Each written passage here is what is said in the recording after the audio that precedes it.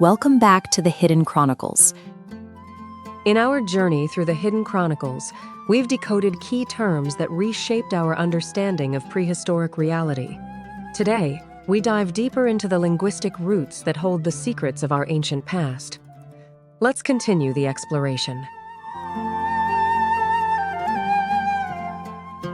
We are continuing our work decoding the terms that clarify our understanding of prehistoric reality. Today, we look at the linguistic roots that hold the literal, unvarnished records of our ancient past. In the study of antiquity, the meaning of a word and its grammatical gender is a precise record of human behavior. We have already established the foundational logic of these ancient dialects. Now we apply that framework to the words early humans used to define their roles. Syntax functions as an undisputed fossil record. It identifies human behavior patterns long before the first written histories began. To read this record, we look at the ancient dialects of the Arab world. Historically, scholars grouped these dialects under the term Semitic-Hamitic, which was later broadened to the Afro-Asiatic language family.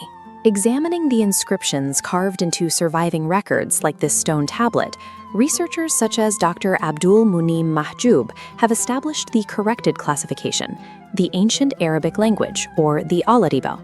Modern research into these inscriptions identifies a strict defining characteristic of the Al-Ariba.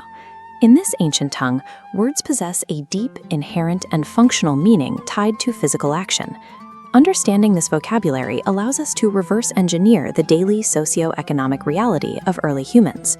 Consider a fundamental concept, the word ab, meaning father. This specific phonetic sound appears consistently across almost all of the ancient Al-Ariba dialects. The morphology reveals a parallel. The noun ab, meaning father, shares the same phonetic root as the verb ab, which means to return. This linguistic connection points to prehistoric Rakins. In nomadic groups, males departed the settlement to hunt. Every departure involved risk. They might return with a catch, return wounded by a predator, or return having simply survived. The act of coming back to the group was the defining characteristic of the male parent.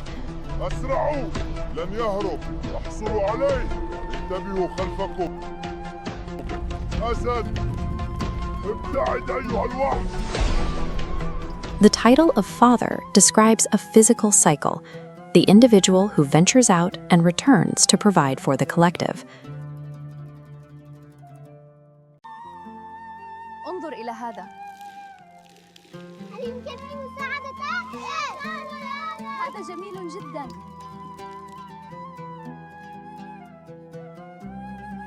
We see this same functional logic in the word rajul, meaning man. In modern Arabic, rajul applies strictly to male humans. However, its etymological root is the word raj, referring to the human leg from the thigh to the foot. Grammatically, raj is a feminine word. Historically, the phrase men rajal described individuals who did not ride animals, but moved strictly on their feet. This original usage is preserved in Surah Al-Hajj, verse 27, which states that people will come to the pilgrimage rajal, meaning on foot. In this context, rajal refers to a populace that includes both women and men walking to the destination. This route describes a mechanical state.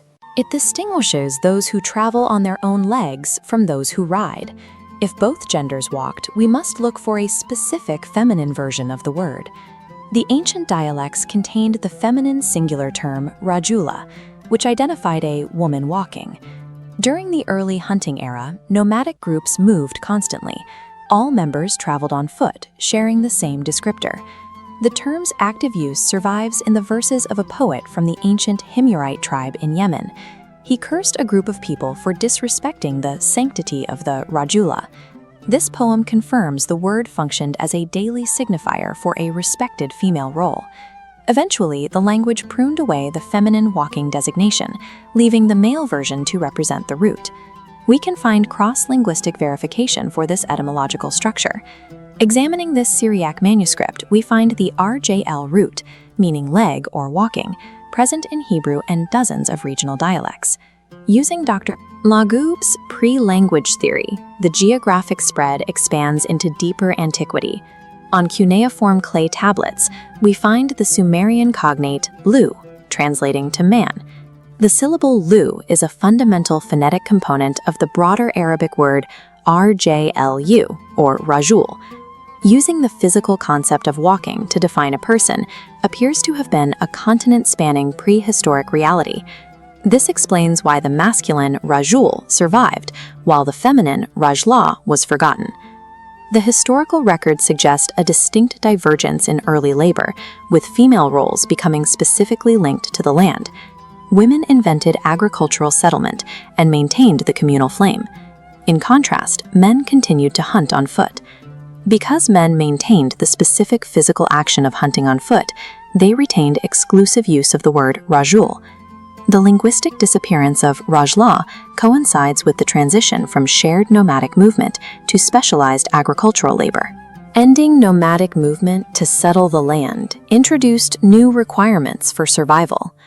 This stationary existence provided the social foundations for human civilization. As these roles expanded, the vocabulary for woman evolved beyond a physical descriptor of walking. The concept of womanhood grew to encompass a combination of honor, integrity, and moral virtue. The history of human progress is spoken in our daily lives. The mechanics of how our civilization was built remain encoded in the vocabulary we use today.